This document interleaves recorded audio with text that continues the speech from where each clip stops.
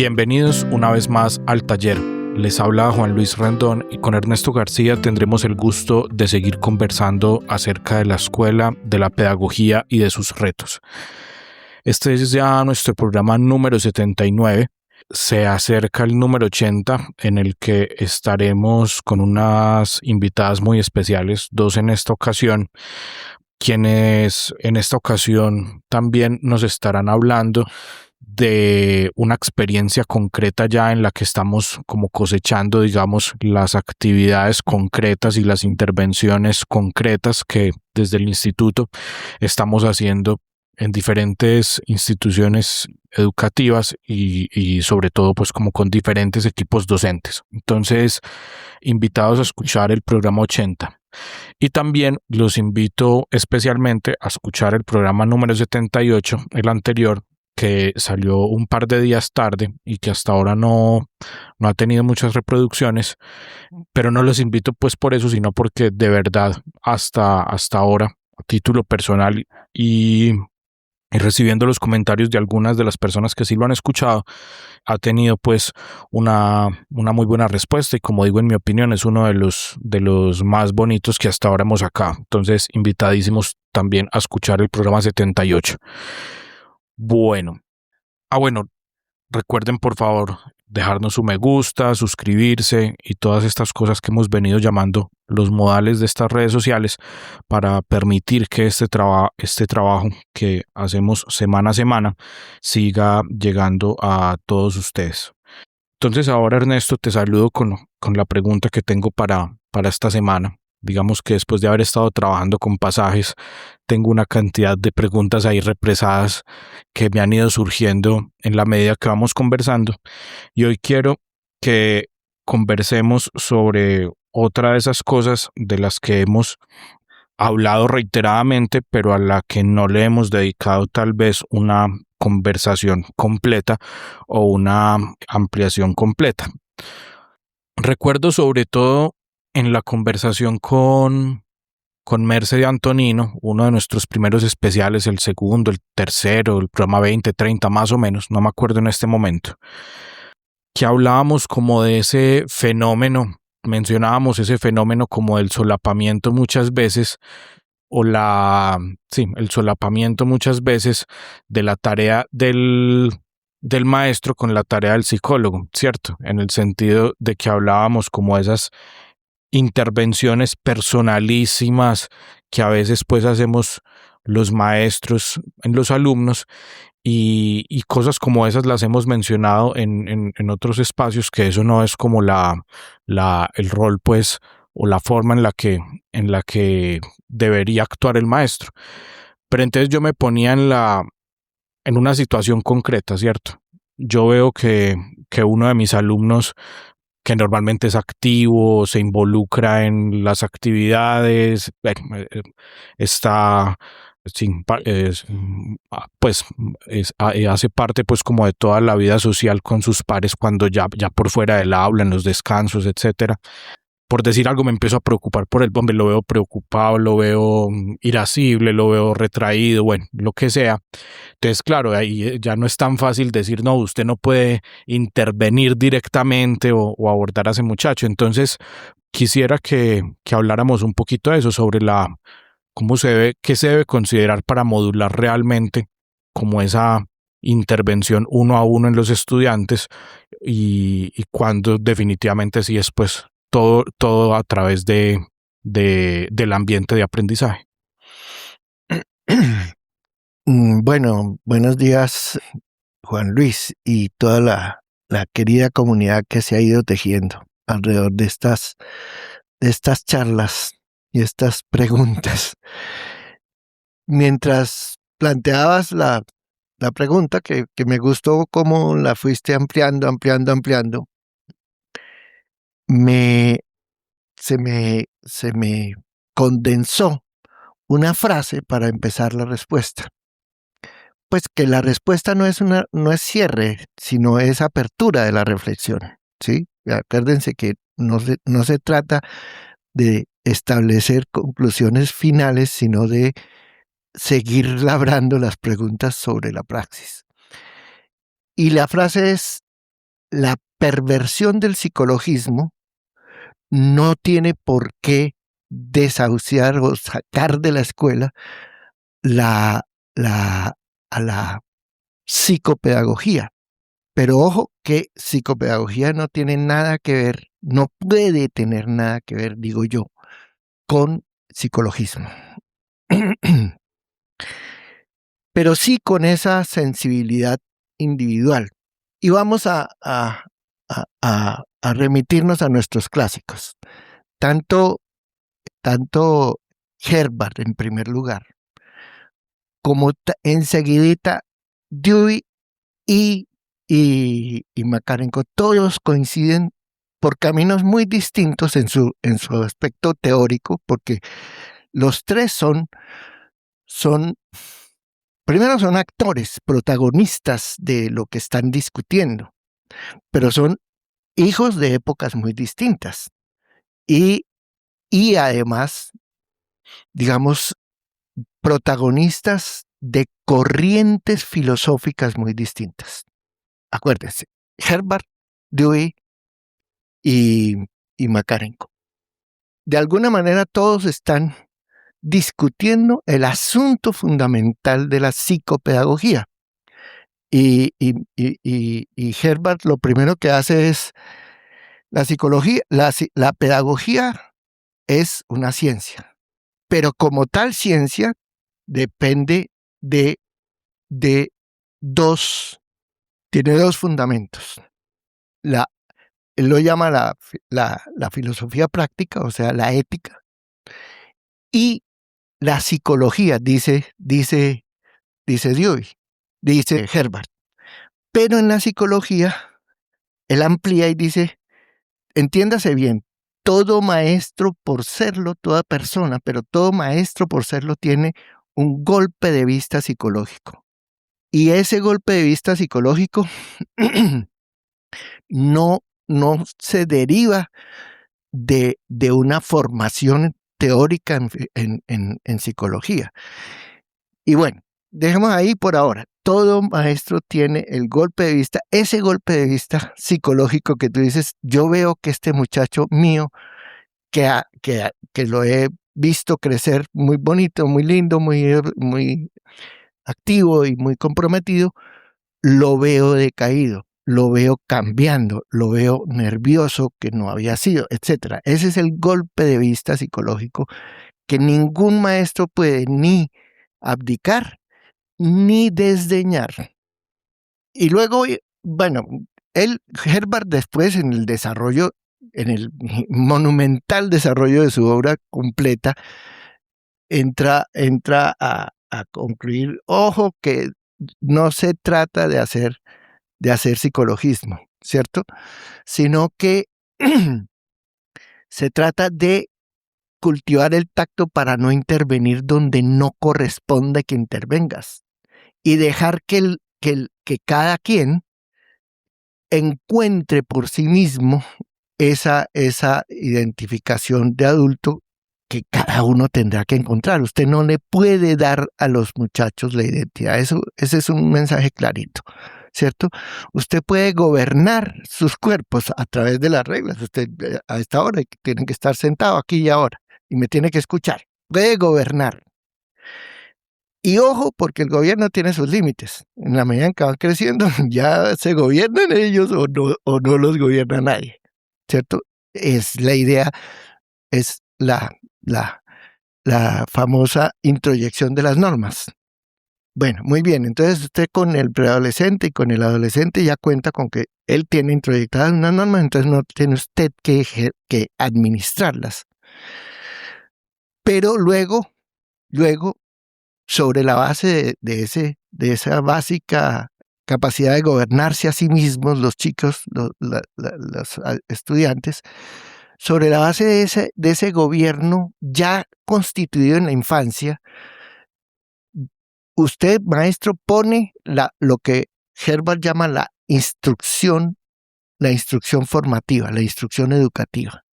En todos los casos, su enseñanza está siempre formando ¿qué? El carácter. Pero el carácter, el sujeto, se hace cargo de su carácter y propiamente la voluntad es asunto del muchacho y usted no tiene acceso a eso. Entonces, ahí dejemos a Herbert. Pocos años después viene Dewey y empieza diciendo, ¿cómo es? All education proceed. Toda educación discurre, proceed a través de la participación del individuo en los circuitos de la comunidad. Toda educación. Y enseguida en el principio 2 o en el párrafo 2 del principio del primer dogma de su credo, explica, la educación es una función social, no es su función, señor maestro. Y taxativamente en Experiencia y Educación en 1915 lo dice taxativamente. Nosotros nunca educamos a los muchachos. Lo único que hacemos es crear ese ambiente en el cual ellos determinan y definen su personalidad, sus ideales, etcétera, etcétera. ¿Cierto? Y hasta aprenden alguna cosita. Y cuando les queda algún ratico, aprenden algo. Pero el tema vuelve otra vez en Herbert, en Dewey. Y sobre todo en Experiencia y Educación, hay un capítulo muy hermoso que se llama Individuo y Control Social. Se lo recomiendo a todo el mundo. Pero usa la imagen maravillosa del juego. Ese capítulo empieza diciendo, todo niño juega y todo juego tiene reglas. No necesitan que se las enseñen, bueno, etc. Ese tema de usted no educa nunca, usted pone las reglas del juego, que es lo que Herbert llamaba el gobierno de los niños. Y ya Makarenko sí es mucho más explícito y más contundente a ese respecto, ¿sí? Makarenko ya nos dice,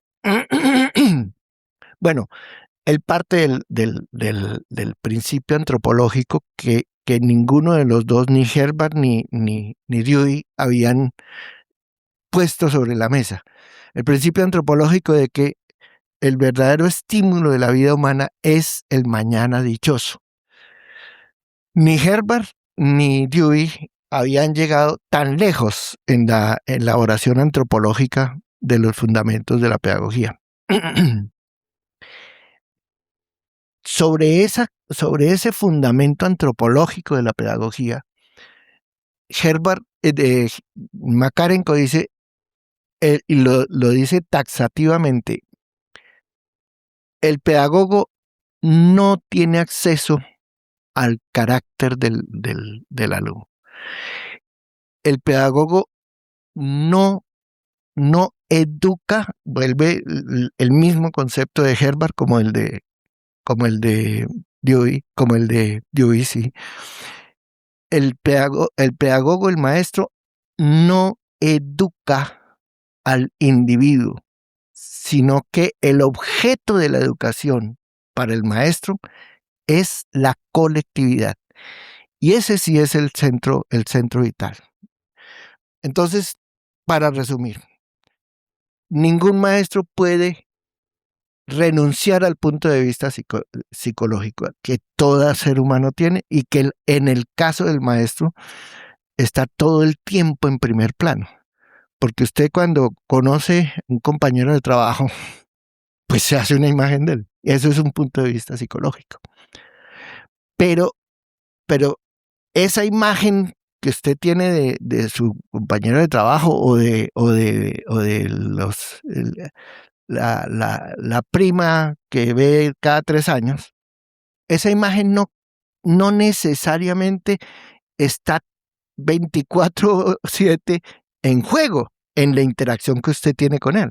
En cambio, en el maestro, la imagen que tiene de cada muchachito es el suelo sobre el que construye la relación pedagógica. Y en ese sentido, el punto de vista psicológico nunca se puede desprender del desempeño real del maestro. Pero, ¿qué quiere decir ese punto de vista psicológico? Hágase cargo de qué siente usted frente a cada uno de sus muchachos. En este momento siente que la mayoría de sus muchachos en el salón son muchachos tranquilos, pero hay 2 o 3 que lo incomodan. Incomódese, pero no incomódese para pretender que los va a salvar, sino para tratar de entender y, bueno, modular su ambiente de aprendizaje, no para compensar a este o aquel extremo, sino para lograr que ese ambiente de aprendizaje contenga a todos los caracteres individuales. Ese es más o menos el resumen de las cosas. Queda una colita. Hay, por cierto, circunstancias y que desafortunadamente son cada vez más frecuentes en la vida de las aulas, en las que más de uno y más de un 5% no se dejan meter en el ambiente de aprendizaje, y es lo que ahora se ha llamado, ¿cómo es? Que tienen defectos psicosociales, ¿cómo es? Pues antes lo llamaban patologías, psicopatologías, y entonces los mandaban al psicólogo.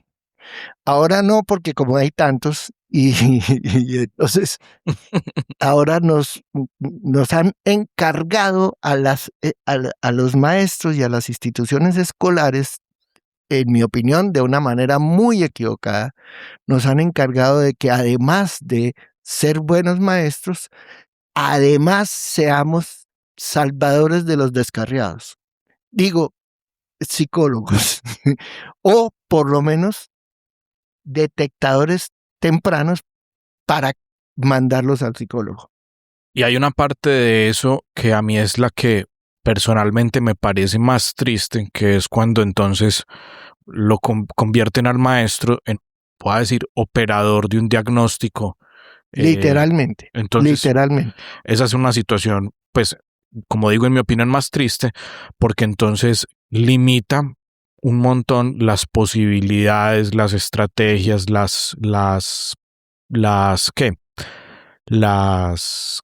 capacidad del maestro para reaccionar y para hacer cosas respecto al pulso concreto del aula. Porque Perdóname, no es tanto que limita, sino que distorsiona y, en mi opinión, degrada las posibilidades del maestro para todavía contener al chico dentro del ambiente de aprendizaje.